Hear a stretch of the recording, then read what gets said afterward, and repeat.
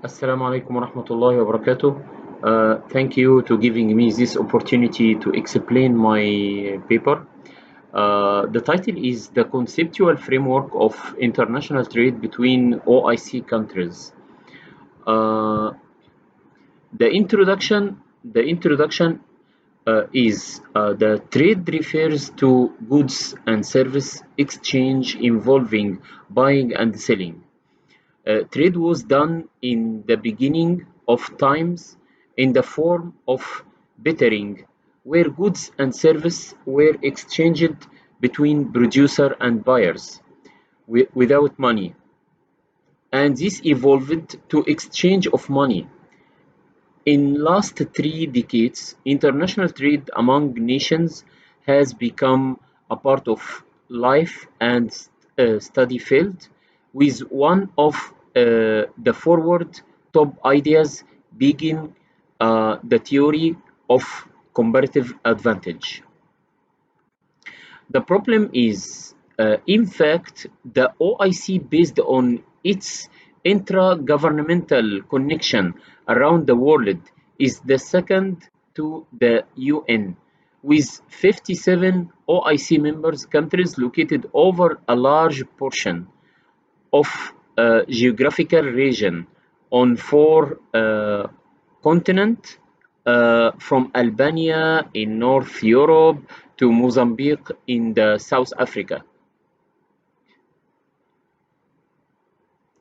Economically, the OIC collective has minimal contribution, with GDP reaching 5.7 trillion in 2012, uh, constitute, constitute, constituting only 8.3 of global GDP, in comparison to 16.62 trillion GDP contributed by the US. Owing to the OIC minimal economic dimensions, the commercial engagement between its member countries plays a key role in the economic growth generation and in raising the living standard of its member nation. The research objective of this study aimed to illustrate the conceptual framework of international trade between OIC countries. It also highlights on the impact of trade balance on economic performance. In the literature review, an important domestic product component is trade balance, where, with other things remaining equal, a surplus GDP increases it while a deficit decreases. Throughout the global trade balance, uh, uh, trade imbalance are rampant and persistent over time, and for the reducing of the gap with rich nations, their poor counterparts need to raise in expedient manner, as a former are mainly the commercial partner of later.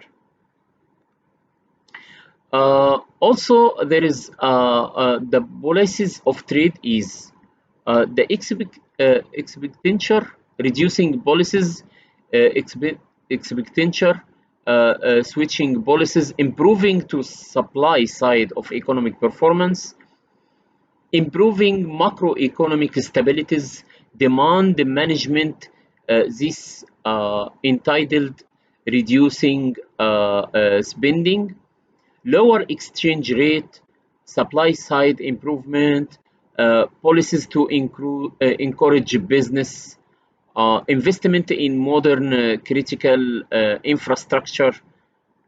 Uh, then the theoretical framework and the empirical issue. As for the trade policy, majority of the costume union find it difficult to agree to a CET with unbalanced entitled tariff across potential members. The creation of common tariff came from four initial tariff schedule. The conceptual framework is the measure of determinants of trade balance were examined by IRM 2012 through the use of annual data for the years 1963 until 2012.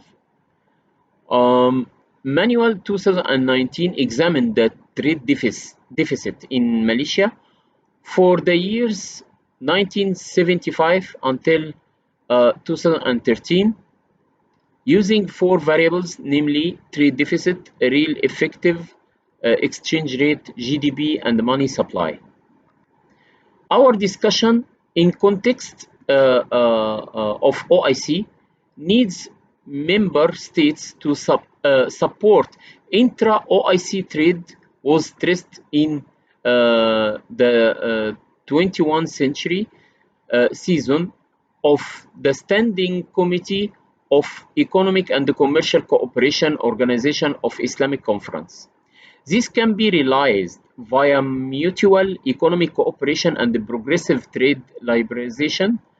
Accordingly, some OIC countries have liberalized their trade regime and mitigates tariff and trade barriers in order to trade with OIC and non-OIC members, while others are still practicing a closed economy.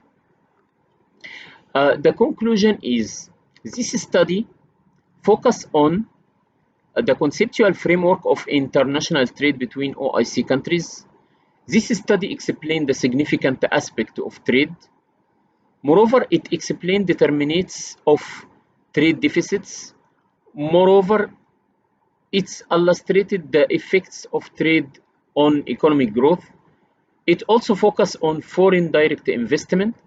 Study also discovered the effects of trade liberalization on trade balance is significant, and the effects sensitively that stem from it reflects conditional factors that have been left out in the models. The limitation of the study is improving the trade movement between OIC through increase the foreign direct investment and reduce the trade deficits. Thank you for giving me this opportunity to explain my presentation.